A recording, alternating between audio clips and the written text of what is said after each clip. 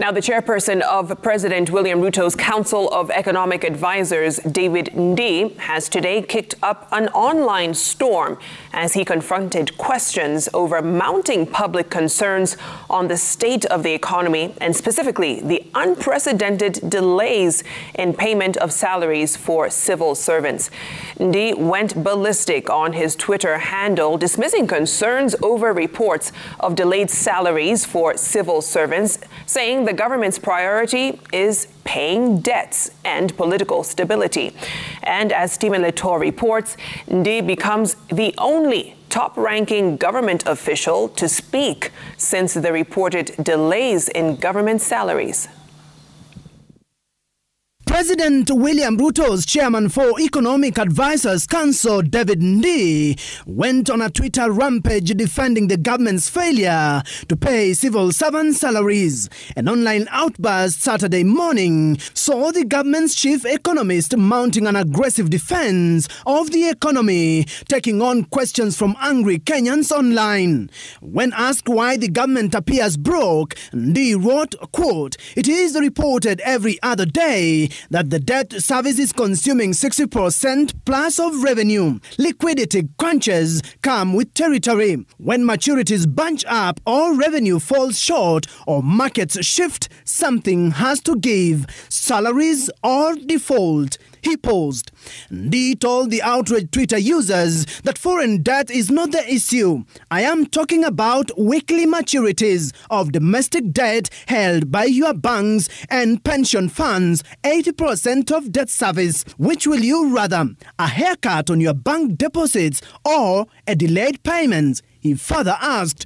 As the conversations got more heated, Ndii was asked what could be the government solution to the economic situation. He replied by saying, quote, "We could also retrench. That is an option. This means thousands of civil servants could be glaring at job losses if Ndii's advice is acted upon by the president and by extension, the public service." While justifying, Ndii added, quote, "The first obligation of government is survival and political stability.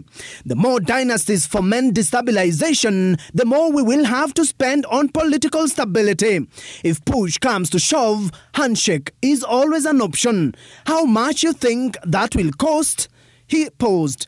He claimed that former President Uhuru Kenyatta's handshake with Raila Odinga plunged the country into an economic crisis.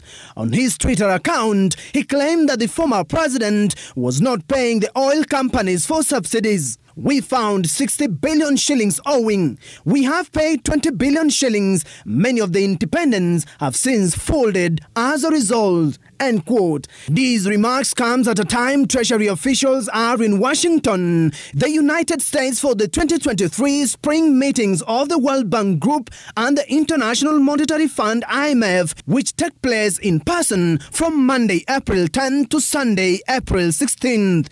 Back home, the minority side of the National Assembly says it will demand on Tuesday that Treasury Cabinet Secretary Professor Njuguna Ndung'u be summoned to appear before a full plenary over the current economic situation. Na hii ndio tumesema tukirudi kwa bunge kuna watu wataenda nyumbani.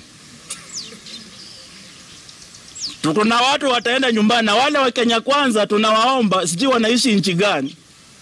Tukisema firimbi huyu aende, pia Kenya Kwanza MPs, you are elected by the people of Kenya, pia mtu support waende. Minority Leader Opiyo Wandayi has already penned a note of no confidence on officials from Treasury, Kenya Revenue Authority and the Central Bank. For now, several civil servants are waiting to be paid their March salaries. Stephen Leto, Citizen TV.